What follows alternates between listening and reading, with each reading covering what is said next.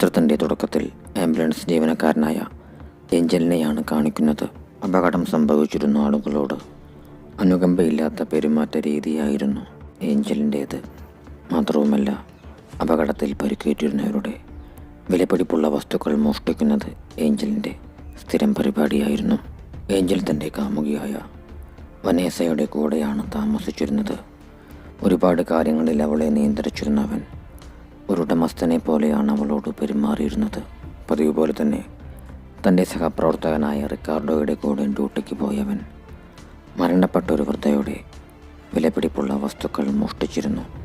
ശേഷം അവനത് ഓരോരോ കള്ളങ്ങൾ പറഞ്ഞ് പ്രാദേശികമായൊരു ഷോപ്പിൽ വിറ്റ് പണമാക്കി. ഏഞ്ചലും വനേസയും ഒരു കുഞ്ഞിനായി ശ്രമിച്ചിരുന്നെങ്കിലും ഇരുവർക്കും ഇതുവരെയും കുട്ടികളായിട്ടില്ല. കുഞ്ഞുങ്ങളുണ്ടാവാത്തത് വനേസയുടെ കുഴപ്പം കൊണ്ടാണെന്നും പറഞ്ഞ് ഏഞ്ചൽ അവളെ കുറ്റപ്പെടുത്തിയിരുന്നു. ക്രൂരനായിരുന്നവൻ മെൻസസ്സുള്ള ദിവസങ്ങളിൽ പോലും അവളോട് അവനുമായി ബന്ധപ്പെടാൻ പറഞ്ഞ് നിർബന്ധിച്ചിരുന്നു. പിന്നീട് ഫെർട്ടിലിറ്റി ടെസ്റ്റ് നടത്തിയ ഏഞ്ചൽ തൻ്റെ ബീജങ്ങൾ വീക്കാണെന്നും അതുകൊണ്ടാണ് തനിക്ക് കുഞ്ഞുങ്ങളുണ്ടാവാതിരുന്നതെന്നും മനസ്സിലാക്കുകയാണ്. എന്നാൽ ഇക്കാര്യം അവൻ വനേസയോട് പറഞ്ഞിരുന്നില്ല. വനേസയുടെ മൊബൈലിലേക്ക് അവളുടെ സുഹൃത്തുക്കൾ മെസ്സേജുകൾ അയച്ചിരുന്നത് ഏഞ്ചലിൻ്റെ മനസ്സിൽ ചില സംശയങ്ങളെല്ലാം ജനിപ്പിച്ചിരുന്നു. പതിവ് പോലെ തന്നെ റിക്കാർഡോയും ഏഞ്ചലും പരിക്കേറ്റ രോഗികളുമായി ആശുപത്രിയിലേക്ക് പോകുന്ന സമയത്ത് അവരുടെ ആംബുലൻസ് അപകടത്തിൽപ്പെട്ടു. നിസ്സാര പരുക്കുകളോടെ റിക്കാർഡോ രക്ഷപ്പെട്ടെങ്കിലും ഏഞ്ചലിൻ്റെ അരയ്ക്കു താഴെ തളർന്നുപോയി.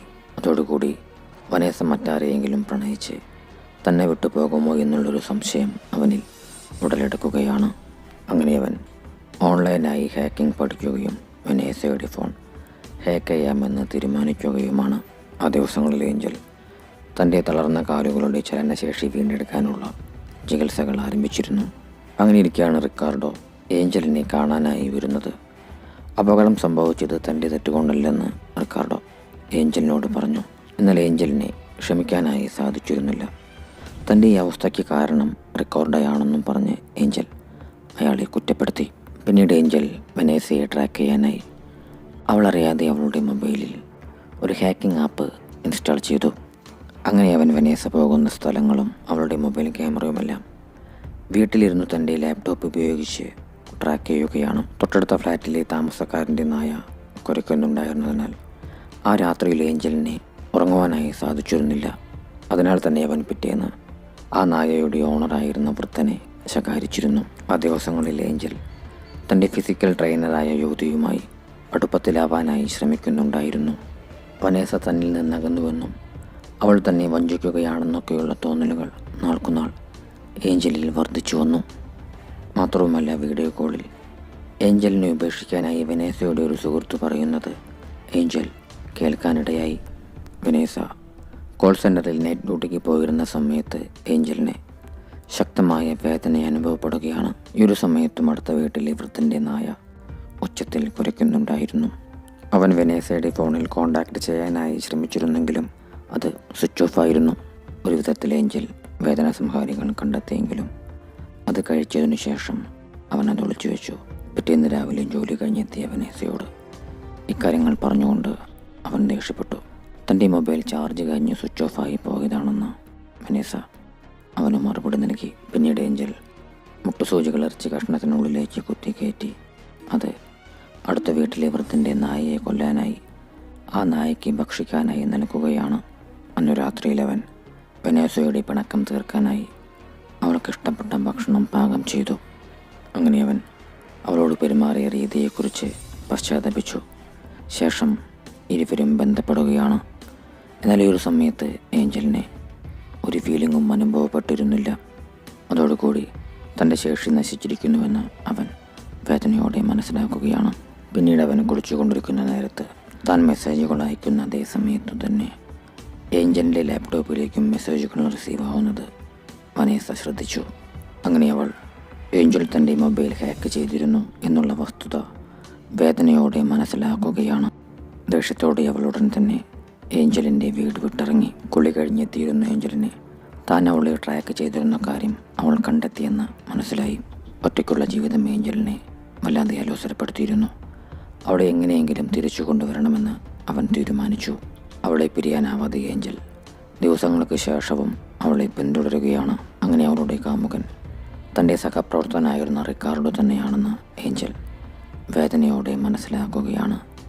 ഇരുവരും തമ്മിൽ ചുംബിച്ചിരുന്നത് അവനെ പ്രകോപിതനാക്കി.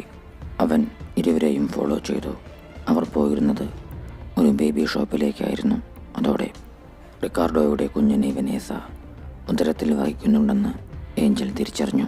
അതോടെ ഏഞ്ചൽ തനിക്ക് പരിചയമുണ്ടായിരുന്ന ഒരു മെഡിക്കൽ സ്റ്റാഫ് വഴി തളർത്തി കിടത്താനുള്ള അനസ്തേഷ്യ മരുന്നുകൾ സംഘടിപ്പിച്ചു. പിന്നീട് അവൻ വനേസയെ ചെന്ന് കണ്ട് വളരെ സൗമ്യമായ രീതിയിൽ അവളോട് സംസാരിക്കുകയാണ്.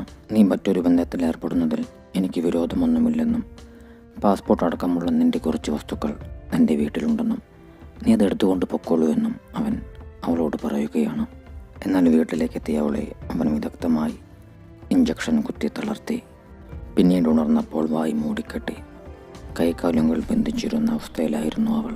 പിന്നീട് അവൻ വനേസയുടെ മൊബൈലിൽ നിന്നും റിക്കാർഡോയ്ക്ക് ഒരു സന്ദേശം അയച്ചു. നിന്റെ കുഞ്ഞിനെ പ്രസവിക്കാൻ എനിക്ക് താല്പര്യമില്ലെന്നും ഇനി എന്നെ കോൺടാക്റ്റ് ചെയ്യരുതെന്നുമായിരുന്നു അത്. ശേഷം അവൻ വനേസയുടെ മൊബൈൽ അവിടെ ഉണ്ടായിരുന്ന ഒരു തടാകത്തിലേക്ക് എറിഞ്ഞു. അവൻ കാലിൽ കുത്തിവെച്ചിട്ടുണ്ടായിരുന്ന മരുന്നുകളുടെ ശക്തിയാൽ താൽക്കാലികമായി വനേസയുടെ കാലിൻ്റെ ചലനശേഷി നഷ്ടപ്പെട്ടിരുന്നു. എങ്കിലും അവളുടെ കരച്ചിൽ കേട്ടിരുന്നു എന്നുള്ള സംശയത്താൽ തൊട്ടടുത്തായി താമസിച്ചിരുന്ന വൃദ്ധൻ അവളെ അന്വേഷിച്ച് അങ്ങോട്ടേക്കെത്തി. ആശുപത്രിയിലായിരുന്നു തൻ്റെ ഭാര്യ മരിച്ചെന്നും ആരോ തൻ്റെ നായിയെ കൊലപ്പെടുത്തിയെന്നും വൃദ്ധൻ അവനോട് പറഞ്ഞു. പിന്നീട് വെനേസയെ ഞാൻ കണ്ടിട്ടില്ലെന്ന് കള്ളം പറഞ്ഞ് അവൻ ആ വൃദ്ധനെ തിരിച്ചയച്ചു. അങ്ങനെ ഇരിക്കുകയാണ് വെനേസയെ അന്വേഷിച്ച് റിക്കാർഡോ ഏഞ്ചലിൻ്റെ പക്കലേക്ക് എത്തുന്നത്. എനിക്ക് അവളെപ്പറ്റി ഒന്നും അറിയില്ലെന്നും പറഞ്ഞ് ഏഞ്ചൽ ഒഴിഞ്ഞു മാറി. ഈ സമയത്ത് വെനേസ രക്ഷപ്പെടാനായി ശ്രമിച്ചിരുന്നെങ്കിലും കാലുകൾ തളർന്നതും വാതിൽ പൂട്ടിയിരുന്നതും അവൾക്ക് തിരിച്ചടിയായി. അന്നു രാത്രിയിൽ നീ എൻ്റെ കോളുകൾ അറ്റൻഡ് ചെയ്യുന്നില്ലെന്നും ഞാൻ പോലീസ് സ്റ്റേഷനിൽ പരാതി കൊടുക്കുമെന്നും പറഞ്ഞുകൊണ്ടുള്ള റിക്കാർഡോയുടെ മെസ്സേജ് ഏഞ്ചലിൻ്റെ ഫോണിലേക്ക് എത്തിയിരുന്നു. പിന്നീട് അവൻ വെനേസയോട് നമുക്കൊരുമിച്ച് ജീവിക്കാമെന്നും നിന്റെ ഉദരത്തിൽ വളരുന്ന കുഞ്ഞിനെ നമുക്ക് വളർത്താമെന്നൊക്കെ പറയുകയാണ്. എന്നാൽ ഈ ഒരു സമയത്ത് വനേസ അലറി വിളിച്ചുകൊണ്ട് രക്ഷപ്പെടാൻ ഒരു ശ്രമം നടത്തിയെങ്കിലും അവളെ ഇഞ്ചക്ഷൻ കുത്തി മയക്കിക്കൊണ്ട് ഏഞ്ചൽ അത് പരാജയപ്പെടുത്തി. പക്ഷേ അവളുടെ കരച്ചിൽ കേട്ട് തൊട്ടടുത്ത ഫ്ലാറ്റിലുണ്ടായിരുന്ന വൃദ്ധൻ അങ്ങോട്ടേക്ക് എത്തിയിരുന്നു. വനേസയെ കണ്ട് പകച്ചുപോയ ആ വൃദ്ധനെ ഏഞ്ചൽ പുറകിൽ നിന്നും കുത്തിക്കൊലപ്പെടുത്തി. ശേഷം അവൻ തൻ്റെ ഒരു സുഹൃത്തിനെ വിളിച്ച് ആരുമറിയാതെ മൃതദേഹം നീക്കം ചെയ്യാനായി പറയുകയാണ്. പണ്ട് മോഷ്ടിച്ചിരുന്ന സ്വർണ്ണാഭരണങ്ങൾ വിറ്റുകെട്ടിയിരുന്ന പണം അതിനായി അവൻ അയാൾക്ക് വാഗ്ദാനം ചെയ്തു. അതിനാൽ തന്നെ ഇരുചെവിയറിയാതെ വൃദ്ധൻ്റെ മൃതദേഹം അയാൾ അവിടെ നിന്നും മാറ്റി. പിന്നീട് റിക്കാർഡോ വെനേസയുടെ തിരോധാനം പോലീസിനെ അറിയിക്കുമെന്നുള്ള ഭയം മൂലം ഏഞ്ചൽ അയാളുടെ വീട്ടിലേക്ക് ചെന്നു. ഇഞ്ചക്ഷൻ കുത്തി അയാളെ തളർത്തിയ ഏഞ്ചൽ അമിതമായ ലഹരി ഉപയോഗിച്ച് അയാൾ മരണപ്പെട്ടു എന്ന് വരുത്തി തീർക്കാനായി അമിതമായ ലഹരി വസ്തുക്കൾ അയാളുടെ വായിലേക്ക് തിരികെ കയറ്റി അയാളെ കൊലപ്പെടുത്തുകയാണ്. പിന്നീട് റിക്കാർഡോ വിളിച്ചിരുന്ന പോലീസ് ഏഞ്ചലിനെ തേടിയെത്തിയെങ്കിലും തനിക്കൊന്നും അറിയില്ലെന്ന് കള്ളം പറഞ്ഞ് ഏഞ്ചൽ പോലീസിനെ തെറ്റിദ്ധരിപ്പിച്ചു. പിന്നീട് ഏഞ്ചൽ വെനേസയുടെ സ്നേഹം സമ്പാദിക്കാനായി താൻ പണ്ട് മോഷ്ടിച്ചിരുന്ന ഒരു മോതിരം അവൾക്ക് സമ്മാനിച്ചു.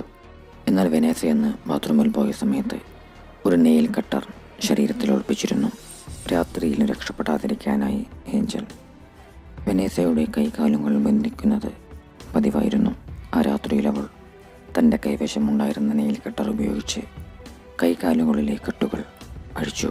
ഇഴഞ്ഞു നീങ്ങിയിരുന്നവൾ അവിടെ ഇരുന്നിരുന്ന സ്ക്രൂ ഡ്രൈവർ ഉപയോഗിച്ച് വാതിൽ തുറന്ന് പുറത്തേക്ക് കടന്നു. നിർഭാഗ്യവശാൽ ഈ ഒരു കാഴ്ച കാണാനിടയായ ഏഞ്ചൽ അവളെ പിന്തുടരുകയാണ്. ഏഞ്ചൽ അവളെ പിടികൂടിയെങ്കിലും കയ്യിലുണ്ടായിരുന്ന സ്ക്രൂ ഡ്രൈവർ ഉപയോഗിച്ച് വെനേസയെ അവനെ കുത്തി. അതോടെ അവൻ ഗോവണിയിൽ നിന്നും താഴേക്ക് വീഴുകയാണ്. വീഴ്ചയുടെ ആഘാതത്തിൽ ഏഞ്ചലിന് സാരമായ പരിക്കേറ്റിരുന്നു. ഈ ഒരു സംഭവത്തോടു കൂടി സംസാരിക്കാൻ സാധിക്കാത്ത വിധം ഏഞ്ചലിൻ്റെ ശരീരം പൂർണ്ണമായും തളർന്നു പോയിരുന്നു. പിന്നീട് ഗർഭിണിയായിരുന്ന വെനേസ അങ്ങോട്ടേക്കെത്തി അവനെ ഹോസ്പിറ്റലിൽ നിന്നും വീട്ടിലേക്ക് കൂട്ടിക്കൊണ്ടു പോവുകയാണ്. തന്നെ ക്രൂരമായി പീഡിപ്പിച്ചിരുന്ന ഏഞ്ചലിനോട് പ്രതികാരം ചെയ്യാൻ വേണ്ടിയായിരുന്നു വെനേസ അവനെ അവിടെ നിന്നും കൂട്ടിക്കൊണ്ടുപോയിരുന്നത്. പ്രതികാരദാഹത്തോടെ അവൾ അവനെ കൊണ്ടുപോകുന്ന രംഗത്തോടു കൂടി ചിത്രം അവസാനിക്കുകയാണ്.